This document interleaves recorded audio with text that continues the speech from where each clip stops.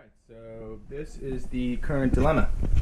I made a 5 rod holder pretty easily with some scrap wood I had lying around, and now I have too many rods and not enough space on the holder. So we're going to go ahead and we're going to make the exact same thing with some other wood that I got today from Home Depot. Total cost for wood alone was $17, $18 or something with tax, and we're just going to use scrap screws that I had lying around and a few other scrap pieces of wood that I have. So let's get started.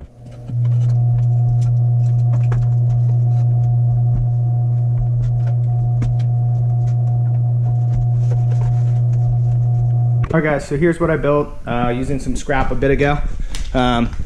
It's a 5 rod holder.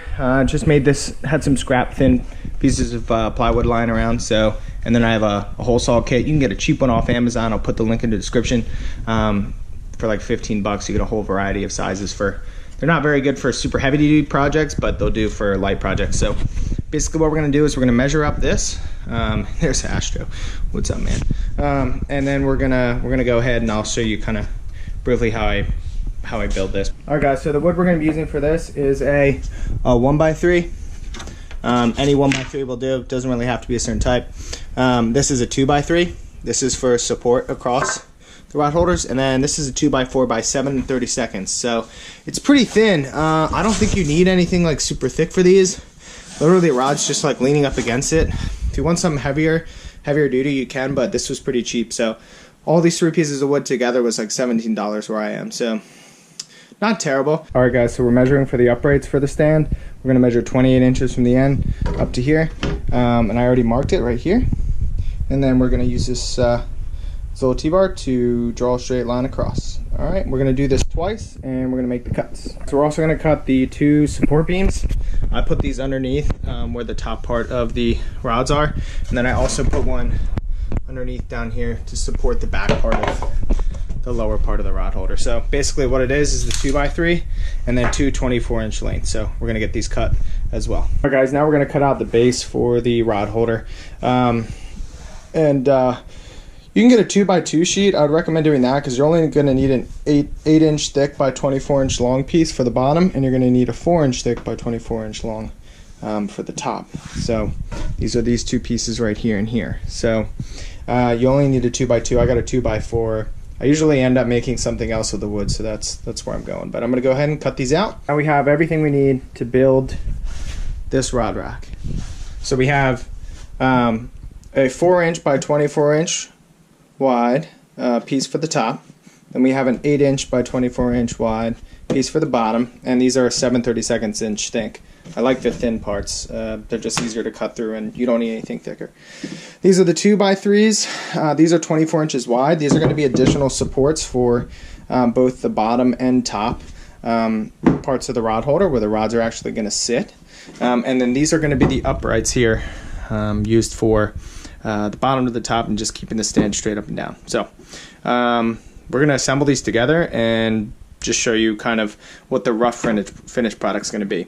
We're going to do that all after the fun part, measuring the holes for the actual base of the rod holder, and then how I'm going to cut the little notches into the top part. So I just measured the holes that I calculated off the other ones, and what I did on the other one was I put 2 inches on the end, and then I gapped it by 4.5 inches in the middle, in between these. So it's basically 3 inches in is your first hole.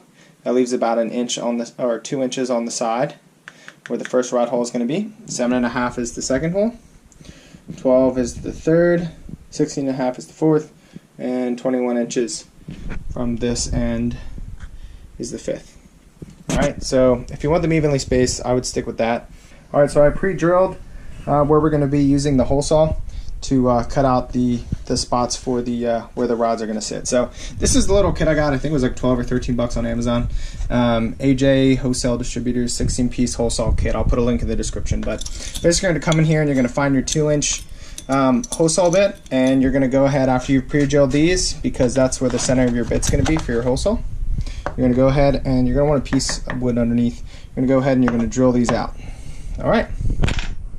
Once you have the holes cut out, I like to take a file and just work around the edges to make them nice and smooth on each one of them. So this was my rig, by the way.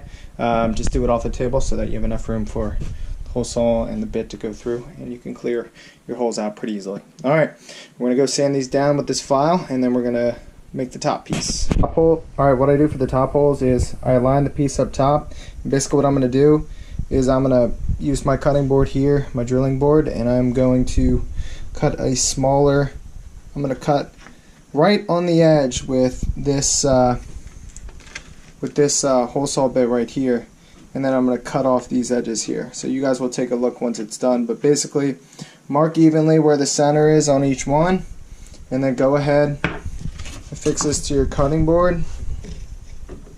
What you're going to do is you're going to drill right down on the side just like that.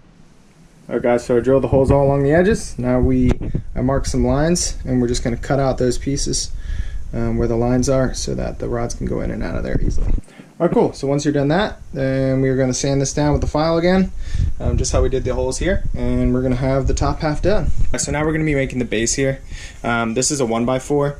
We're going to use 2 scrap pieces I have here. These are 8-inch pieces, and we're going to use those for the ends.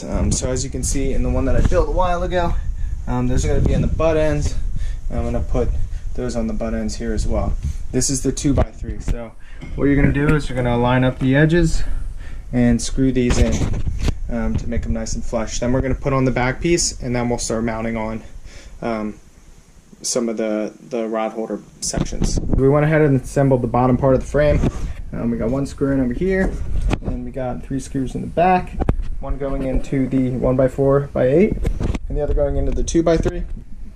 So it should be plenty sturdy. So now that that's mounted, now we're going to mount the crossbar off top before we mount the plywood where our rods are going to sit. So now that we have the frame all done, now we're going to go ahead and add the bottom piece here for the butt part of the rods, and then we're going to go ahead and add the top piece here as well. Alright guys, there you have it. We just built this rod rack here. Pretty easy to do. The time is now 7:24. I started this project right around 5:45. Only thing left would be to just sand it a little bit and give it a coat of stain. And right now it's just drying from its first coat of stain. So these are the exact same size. So I made them identical. So the idea being, if you want to, you can put them back to back. And I don't have a long enough bolt right now, but you could bolt these 2 back to back, and you just have a perfectly good wraparound 10 rod holder. So this is a great idea if you are just trying to clean up that space in your garage or bedroom, wherever you keep your fishing tackle. It's great to have a nice rod holder. So, and what I ended up doing was I put these 2 pieces up on top. What I did was I made the holes just big enough so you can slip these off and disconnect the 2 if you want, or if you want them back together, you just slip them both back on just like that. Just like that, and there you go. Now you got a 2-piece section and a 1. So. Alright guys, so I went 1 step further and I made it with the mounting bracket right here because I already had the screws in from the other one, so now they're together. It's not super sturdy, but if it's up against the wall, it'll at least keep them from sliding apart. But what you can do is then you can just pop that off. Back to back. Oh, there you go, sorry. You can put them both back to back. I knew where the corners were. A goes in A. So just put those on there like that. B goes in B. Put these together. And there you go. Now you have a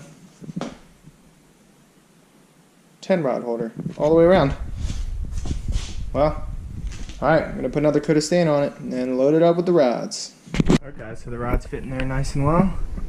Got 5 on the other side, and it's lined up square. None of the tips are touching, so okay. I think the rod rack turned out pretty well. So this fishing rod holder can also be used on the wall. So you can mount these flush to the wall and have them elevated off the ground a little bit. I'm in a super low ceiling here in the basement. So this isn't where I mount my 7'6" rods, but well, hope you guys like the overview of the rod holder, and let me know if you have any questions, and I'll shoot some more how-to videos on the channel in the next couple weeks. Alright, thanks for stopping in. Like, subscribe, and see you again next time.